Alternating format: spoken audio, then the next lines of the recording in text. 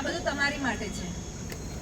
જીવનમાં છે ને 3 વસ્તુ યાદ રાખજો. જો આગળ વધવું હોય તોની વાત છે કે હંમેશા પહેલા આત્મનિર્ભર બનજો. આત્મનિર્ભર ખબર પડે ને, સેલ્ફ ડિપેન્ડન્ટ, કે પોતાના કામ જાતે કરવા, પોતાનો ખર્ચો જાતે ઉઠાવવો, પોતાનું સ્ટેન્ડ જાતે લેવું, એને આત્મનિર્ભર કહેવાય. જીવનમાં કંઈ કરો કે ના કરો, પણ લગ્ન કરતા પહેલા પોતાનું મકાન જરૂર બનાવજો, પોતાની ગાડી જરૂર લેજો. લગ્ન કરો ને ત્યારે સમજી લો તમારે વરરાજાને એમ જ કહેવાનું કે મારી કારમાં તમારે જાન લઈને આવવાનું છે. સમજ્યા? કહેવાનો મતલબ એવા સક્ષમ બનજો કે કાલ ઉઠી ના કરે નારાયણને તો કોઈ જેવો તેવો મુહૂર્ત તમને મળ્યો હોય ને તો કમસે કમ તમે સક્ષમ હશો, કેપેબલ હશો ને તો તમારે માતા પિતાને એટલી ઓછી તકલીફ, એટલી ઓછી ચિંતા, અને તમે પોતે જાતે તમારું કરી શકશો. તમારું તો કરી શકશો, સાથે સાથે તમારા બાળકનું બી તમે જાતે ખર્ચો ઉપાડી શકશો, અથવા તો એને સારું શિક્ષણ આપી શકશો, સારું જીવન જીવડાવી શકશો. આ બહુ અત્યારે જીવનની ખાસ જરૂરિયાત છે. આ બધું અમે સેલ્ફ ડિફેન્સના કેમ્પ કરીએ છીએ ને એનું કારણ માત્ર એટલું નહીં કે તમે જ્યાં ત્યાં તમને નરાધમી મળે એટલે લડવાનું, એ તો છે જ, એ તો મેઇન આપણું ફોકસ છે જ, પણ સાથે સાથે તમને આત્મનિર્ભર બનાવવાનું બી અમારું મેઇન ફોકસ છે કે જો તમે આત્મનિર્ભર હશો ને તો કોઈ દુનિયાની તાકાત તમને અબલા નહીં બનાવી શકે. અબલામાંથી સબળા બનો એનો જ અમારો એક પ્રયાસ છે. બીજી વસ્તુ સેલ્ફ ડિફેન્સ, પોતાનું રક્ષણ જાતે કરતા શીખજો. દરેક જગ્યાએ તમારા મમ્મી પપ્પા નહીં આવે, એટલું યાદ રાખજો. દરેક જગ્યાએ નહીં આવે. એક પેલું દંગલ મૂવીનું ડાયલોગ છે, ખબર છે? એનો બાપ એને ટ્રેનિંગ આપે છે, હિરોઈન, ખબર છે ને? એમાં 2 બહેનો હોય છે. શું કહે છે કે બેટા હર જગ્યાએ તમારા બાપ નહીં આવેગા, તમારે પિતા નહીં આવેંગે.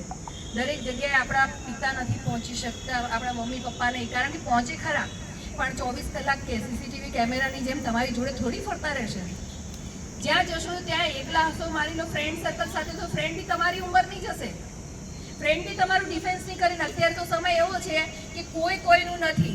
જો આવી પરિસ્થિતિ આવે તો ફ્રેન્ડ આપણી કરતાં પહેલાં દોડે પોતાનો બચાવ કરવા, એવું જ થાય છે ને. પણ તમે તમારી જાતે રક્ષા કરતા હશો ને તો કાલ ઉઠીને કોઈની નજર એવી બગડશે નહીં. બગડશે બી ને તો તમારી ધાડ એવી હોવી જોઈએ કે એ સામેવાળો 100 વખત વિચાર કરે તમારી છેડતી કરતા પહેલાં અને તમારી સામે પડતા પહેલાં.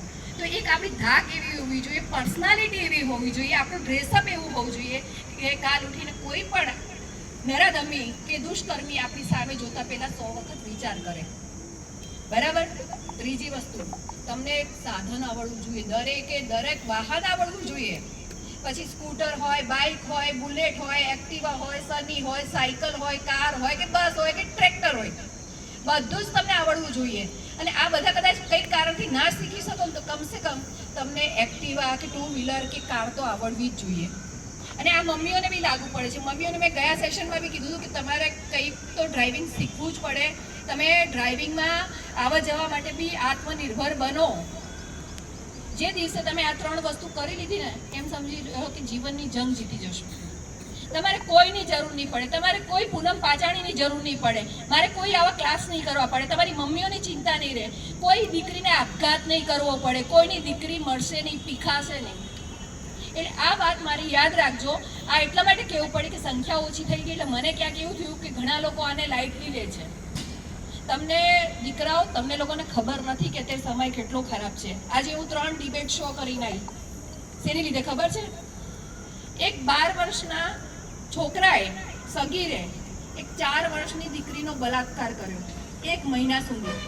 હવે 12 વર્ષનો છોકરો એટલે એને ધોવાના ભાન ના હોય. કદાચ 10 વર્ષની ઉંમર સુધી તો માં ધોવડાવતી હોય, કહેવામાં એવું જ આવે. હવે તમે વિચાર કરો સમય કેટલો ખરાબ છે. આજે 3 લાઈવ શો કર્યા મેં એના. મને એમ થયું આ સમાજ ને દુનિયા ક્યાં પહોંચી રહી છે. હજી મોટા અમારાથી દુષ્કર્મીઓ સચવાતા નતા ને હવે નાના નાના દુષ્કર્મીઓ પેદા થાય છે અને એમની સજા બી નહીં. જુવેનલ કોર્ટ પ્રમાણે એમને સજા નથી આપી શકતા. તો હવે આનો રસ્તો શું, આપણે શું કરવું પડશે એની માટે? આપણે એની માટે માત્ર ને માત્ર એક જ રસ્તો છે. સૌથી પહેલા તો આપણને આપણા ધર્મનું જ્ઞાન હોવું જોઈએ. આપણે સનાતન છીએ કે નહીં એની ખબર હોવી જોઈએ. આપણે સનાતની બનવું પડે. અને ધર્મનું જ્ઞાન એટલે બીજું કંઈ જ નથી. ધર્મનું જ્ઞાન એટલે સંસ્કારોનું જ્ઞાન, શિસ્તનું જ્ઞાન, અને ત્રીજી વસ્તુ કે સાચી જીવનશૈલી શું છે. તમે ભાગવત ગીતા વાંચી લેશો ને આખી અને એ તમને કંઠસ્થ થઈ જશે ને તો તમે ક્યારેય જીવનમાં આપઘાત નહીં કરો. કારણ કે ભાગવત ગીતામાં આપણા જીવનના સંઘર્ષના દરેક અધ્યાયો અને એનું સોલ્યુશન લખેલું છે. એટલે મારી દીકરીઓને એક જ રિક્વેસ્ટ છે કે હવેથી નિર્ણય લઈ લો કે મારે કંઈક કરવું છે અને સવારે ઉઠો ને તો તો સ્કૂલે જવાનું હોય કે ના હોય, માતા પિતાના પગે લાગવાનું, ભગવાનને પગે લાગવાનું, ભગવાનને કદાચ એક